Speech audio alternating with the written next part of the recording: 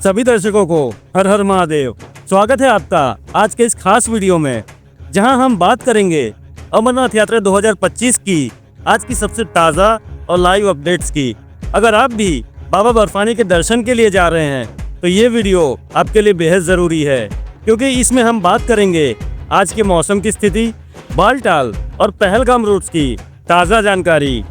Helicopter सेवा चालू है या बंद है, रजिस्ट्रेशन अभी मिल रहा है या नहीं, और साथ ही आपको बताएंगे जरूरी सावधानियां और अपडेट्स जो हर यात्री को जाननी चाहिए। तो चलिए शुरू करते हैं आज की इस यात्रा गाइड को बाबा बर्फानी के जयकारे के साथ। कमेंट में हर हर महादेव लिखना ना भूलें। सबसे पहले बात कर लेते हैं अभी के ताज़ा मौसम की अपडेट की।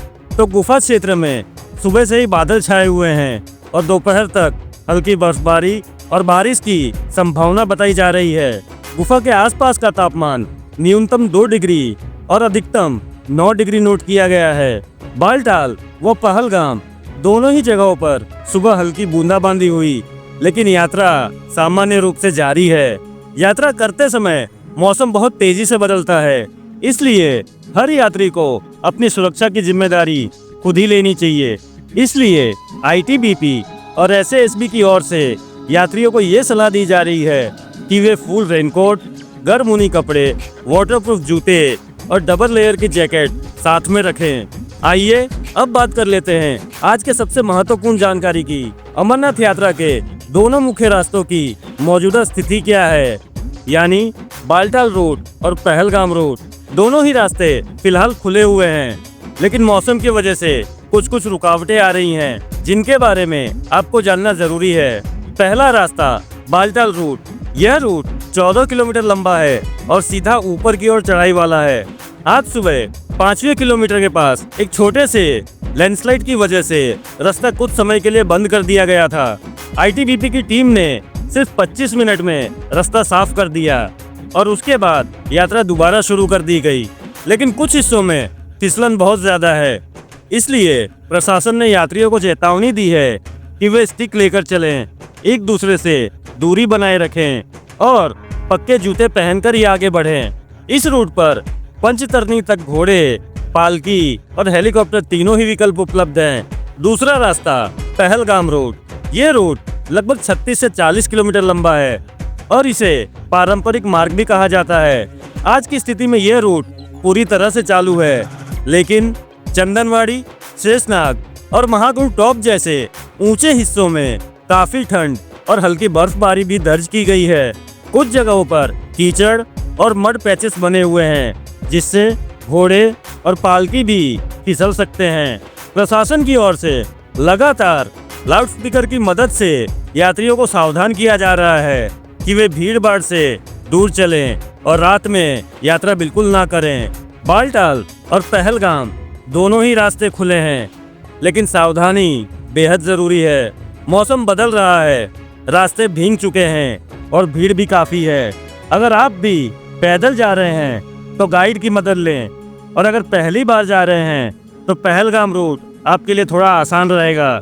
चलिए अब आगे बढ़ते हैं और बात करते हैं एक ऐसे पॉइंट की जो हर अमरनाथ यात्री के लिए सबसे ज़रूरी है, रजिस्ट्रेशन और यात्रा परमिट। बिना इसके आप यात्रा पर नहीं जा सकते। आज की ताज़ा स्थिति यानी 20 जुलाई 2025 के दिन 22 जुलाई तक के सभी स्लॉट फुल हो चुके हैं। 23 जुलाई से आगे की तारीखों के लिए रजिस्ट्रेशन अभी भी चालू है। वेबसाइट पर स्लॉट तेजी से भर रहे हैं, इसलिए जल्द आवेदन करें। अगर आपने अभी तक रजिस्ट्रेशन नहीं किया है तो ये सही मौका है, कहीं देर ना हो जाए। रजिस्ट्रेशन प्रोसेस एकदम आसान है। आपको jksasb.nic.in पर जाना होगा।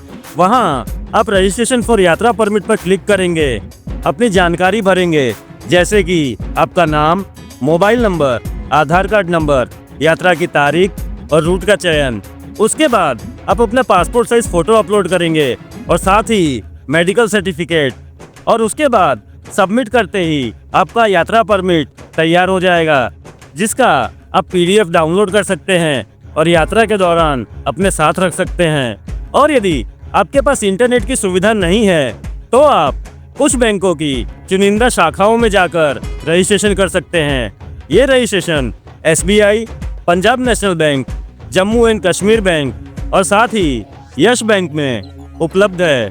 वहां जाकर आपको फॉर्म भरना होता है, मेडिकल सर्टिफिकेट साथ ले जाना होता है और साथ ही यात्रा का स्लॉट भी आपको बैंक में ही चुनना पड़ता है और आपको वहीं से यात्रा परमिट प्रिंट होकर मिल जाती है। यात्रा करते समय कुछ ज़रूरी बातें ध्यान रखें। एक यात्री एक ही परमिट ले सकता है। रजिस्ट्रेशन के लिए कोई फीस नहीं लगती, ये पूरी तरह से फ्री है। यात्रा की तारीख और रूट एक बार तय होने के बाद आप बदल नहीं सकते। यात्रा के समय ओरिजिनल ID और परमिट दोनों साथ रखें। तो दोस्तों, अगर आप सच में बाबा बर्फानी के दर्शन करना चाहते हैं तो बिना रजिस्ट्रेशन ये कोशिश ना करें। SASB की ऑफिशियल वेबसाइट से ही रजिस्ट्रेशन करें। एजेंट और दलालों से सावधान रहें। किसी भी फर्जी परमिट पर यात्रा ना करें, इससे आपको आगे रोका जा सकता है। अब बात कर लेते हैं एक सामान्य यात्री का अनुमानित खर्च क्या होना चाहिए बालटाल रूट से। चलिए एक एक करके हम जानते हैं। यात्रा परमिट एकदम फ्री है। मेडिकल सर्टिफिकेट जिसका खर्च आपको 100 रुपये से 200 रुपये आ सकता है।